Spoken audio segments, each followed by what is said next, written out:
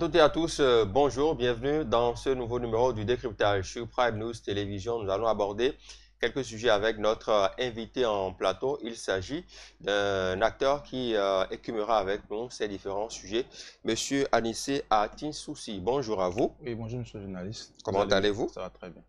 Merci d'accepter une fois encore notre invitation et de vous prêter aux différentes questions qui nous intéressent par ici. Tout le plaisir pour moi. Merci beaucoup. Alors, on va démarrer par le tout premier sujet. On sait que beaucoup de choses se sont passées dernièrement dans notre pays, le Bénin.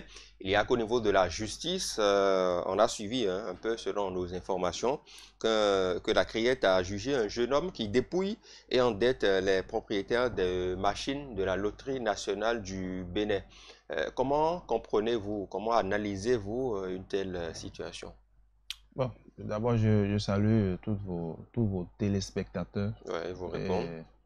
merci encore une fois pour cette invitation. Ouais. En réalité, ce jeune homme ne fait partie que d'un lot d'individus qui œuvrent dans l'ombre pour ternir l'image ou pour bloquer la voie à d'autres jeunes. C'est-à-dire quoi? Ouais. C'est-à-dire, lui, il a eu la chance d'être recruté pour un travail que beaucoup cherchent. Il a commencé le travail et très tôt, il a commencé par gruger ses patrons. Donc, c'est un comportement qui vient de, je vais dire, d'une légèreté de son éducation. Et il va falloir découvrir ça très tôt. C'est-à-dire de ces comportements qui consistent à user de, je vais dire, la confiance des gens. On parle d'abus de confiance. Tout à fait. C'est vrai que vous parlez de découragement de ces genres d'actes. Oui. C'est quand même un jeune qui a une certaine compétence et qui aurait pu mettre cette compétence-là véritablement pour faire le travail qu'on lui a confié et non procéder à ces genres d'actes-là. Absolument. Ça dit quoi? Quand on est jeune, il y a du talent, il y a de l'énergie et il faut utiliser cette énergie-là pour de bonnes choses, pour de bonnes œuvres, au lieu de les utiliser au lieu de l'utiliser, pardon, pour se bloquer soi-même la voie ou essayer d'empêcher les autres comme soi de bénéficier de ce privilège, parce que tout le monde n'a pas de boulot. Si on a la chance de l'avoir, il faut quand même essayer de préserver cet acquis. Oui. C'est très important. C'est vrai que les machines de la loterie nationale du Bénin, quand même, qui sont concernées, ce sont ces propriétaires-là qui sont victimes de la malice, si on peut l'appeler ainsi, de ce jeune homme. Quand on constate de tels faits dans notre société aujourd'hui, des actes du genre qui fleurissent et qui grandissent au sein de notre société, notamment au niveau des jeunes, est-ce qu'il y a un message de conscientisation, peut-être à l'endroit de cette jeunesse, qui par ailleurs n'est pas désœuvrée, loin s'en faut, c'est une jeunesse consciente, intelligente, mais qui s'adonne à de telles pratiques? Bon, il est à constater, il est à constater que de nos jours, ce qui est célébré, ce n'est pas toujours le talent, vous m'excusez, ce n'est pas toujours le talent. Et si ce jeune arrive jusqu'à ce point qui consiste à gruger ses patrons, certainement qu'il a envie de s'enrichir aussi rapidement. La vie, c'est les échelons. Il faut gravir les échelons, il faut batailler dur et il ne faut pas se laisser aller par le bling-bling. C'est un peu ça. Donc, vouloir sauter les étapes, se fait du mal. Et la criette doit très tôt prendre ce dossier, avoir le corps pour... Le dossier, d'ailleurs, ça suit. Justement, il faut que ça serve de leçon. Il faut que la sanction ou bien la peine soit retentissante afin d'empêcher toute velléité venant d'autres jeunes comme lui. C'est très important. Il faut décourager ces genres de pratiques tout simplement, qui ne sont pas bien dans notre société. Alors, c'est vrai que dans l'actualité aussi, il y a une information moins gaie. Nous espérons qu'elle soit très vite retrouvée. Notre compatriote Odile Aronwanou, l'athlète béninoise qui a disparu depuis plus d'une semaine déjà au niveau de Rouen en France. L'inquiétude va grandissante. On se pose la question... où est-ce qu'elle est passée? Les deux justices sont en train de travailler vivement qu'on la retrouve, Anissé, à tes soucis. Bien sûr. Bon, d'abord, je prends pas votre canal pour apaiser la famille de notre compatriote Odilon Arwanwanou, disparu le 10 septembre 2024. Et je vais souhaiter que très tôt, elle soit retrouvée pour le bonheur de ses parents, pour le bonheur du peuple béninois, parce que il a représenté valablement le Bénin. Il a représenté le Bénin aux Jeux Olympiques de Paris dernièrement. Oui, voilà. Donc il faut que de ces compatriotes, qui se retrouvent dans des situations du genre, il faut que très tôt, nous puissions d'un élan patriotique essayer de la sauver d'affaires. C'est vrai qu'on se pose la question de savoir qu'est-ce qui peut être éventuellement à l'origine de sa disparition. C'est vrai qu'on a lu aujourd'hui, on a lu quelques raisons où on parle de disparition volontaire, mais nous, ce qui nous préoccupe, c'est de retrouver notre compatriote vivante et en bonne santé. C'est le plus important. Effectivement. Bon, la piste de disparition volontaire, bon, nous n'allons pas écarter ça.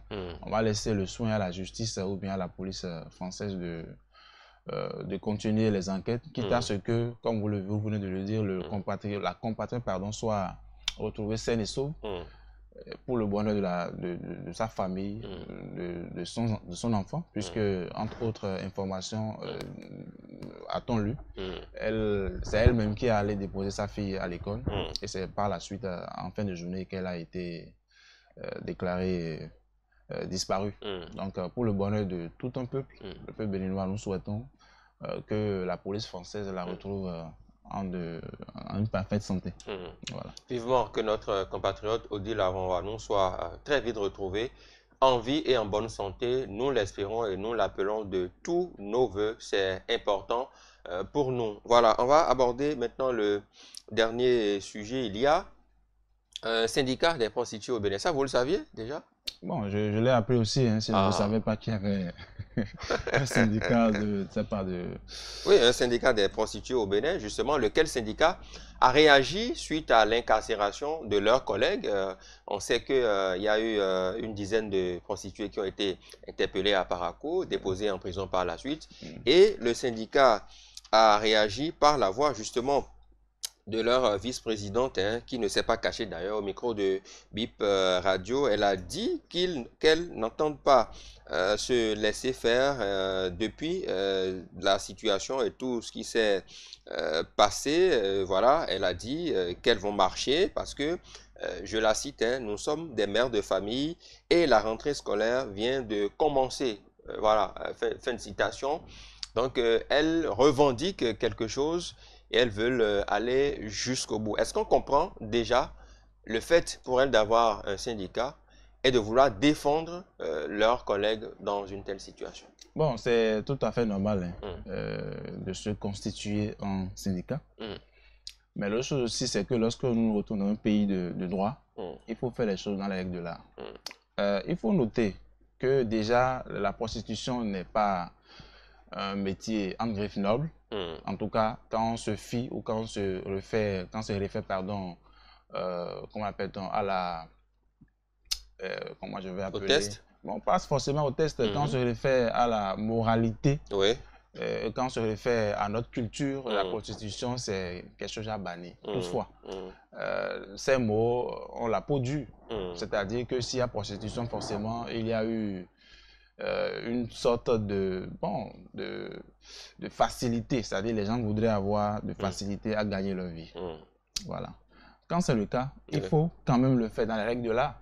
Il est dit, en tout cas, quand on se réfère à la loi 2018-16 portant code pénal, adoptée à l'Assemblée nationale le 4 juin 2018, qui stipule en son paragraphe, au 5e paragraphe, article 556 alinéa 1, que ceux qui autorisent ou ceux qui aident, assistent ou protègent sciemment la prostitution, d'accord, et ceux qui vivent avec, c'est-à-dire, je veux parler de ceux qui louent à côté de ces prostituées, y compris les prostituées, pardon, les prostituées elles-mêmes.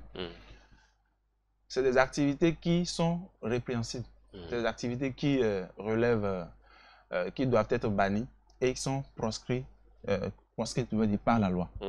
C'est-à-dire quoi? Ceux-là qui se livrent à ces activités savent très bien que c'est des activités qu'il faut faire, pas au vu aussi de tout le monde, au vu de montrer aux jeunes gens que bon, c'est légal, non.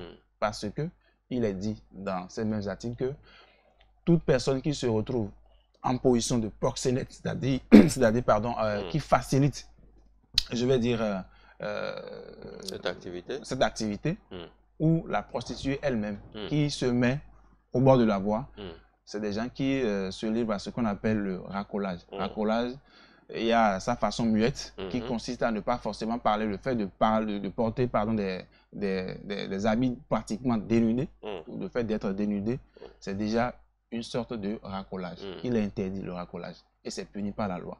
Et ces prostituées risquent, d'accord, une amende de 2 000 à 200 000 et d'un emprisonnement allant de 1 à 2 ans, oui, bien sûr, à 2 mois plutôt. Donc, se référant à ça, ils doivent savoir que, elles doivent savoir que, en étant déjà au bord de la voie, en s'exposant, de par leurs habillements et avec tout ce que nous savons, ils courent des risques.